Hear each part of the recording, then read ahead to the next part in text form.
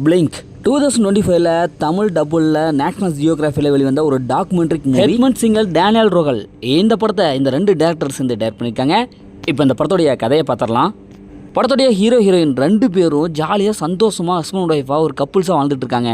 இவங்களுக்கு 4 பசங்க இருக்காங்க. திடீர்னு ஒரு நாள் இந்த 4 பசங்களில் அந்த பொண்ணுக்கு, மூத்த பொண்ணுக்கு கண்ணில் ஒரு பிரச்சனை இருக்கும். போய் செக் பண்ணி பார்ப்பாங்க. பார்த்தா கண்ணில் ஒரு வித வியாதி ஒன்று இருக்கும்.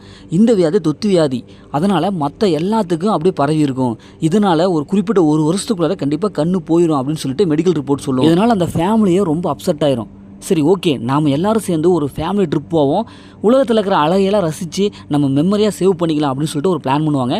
அதே மாதிரி இவங்க ஒரு 24 நாடுகளுக்கு ஃபேமிலி ட்ரிப் போகலாம் அப்படின்னு பிளான் பண்ணுவாங்க. இப்போ இறுதியில் இவங்க அந்த ஃபேமிலி ட்ரிப் முடித்தாங்களா இல்லையா, இறுதியில் என்ன ஆச்சு அப்படிங்கிறதா இந்த படத்தோடைய ஆன்லைன்.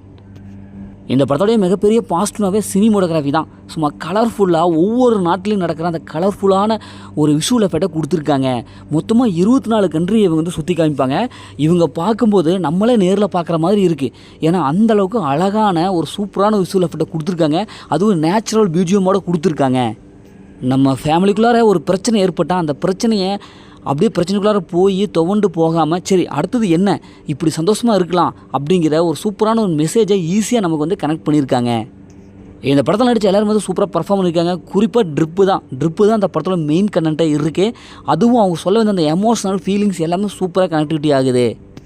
படத்தோடைய ஸ்டோரியும் ஒரு வித்தியாசமாக இருக்குது. ஏன்னா டாக்குமெண்ட்ரி மூவிலேயே ஒரு இன்ட்ரெஸ்ட்டாக பார்க்கக்கூடிய ஒரு ஸ்டோரி லைனாக இருக்குது. இந்த படத்தோட நெகட்டிவ் சொல்கிறதுக்கு எதுவுமே இல்லை. ஏன்னா அந்தளவுக்கு அழகழகான ஒரு சூப்பரான விஷுவல் எஃபெக்ட் கொடுத்துருக்காங்க. இது ஒரு டாக்குமெண்ட்ரி மூவி அப்படிங்கிறனால டாக்குமெண்ட்ரி மூவி வரிசையில் இது ஒரு பியூட்டிஃபுல்லான மூவியாக இருக்குது. இந்த படத்தை ஃபேமிலியோட பார்க்கலாம், கண்டிப்பாக ஃபேமிலியோட பார்க்கலாம். படத்தில் அந்த மாதிரி சீன்ஸ் எதுவுமே இல்லை. மொத்தத்தில் படம் இருக்குது, சூப்பராக இருக்கும், சுமாராக இருக்குன்னா இந்த படம் ஒரு சூப்பரான ஒரு மஸ்டான மூவி தான். ஓகே, இதே மாதிரி அடுத்து ஒரு புதிய மூவி ரிவ்யூவில் சந்திப்போம்.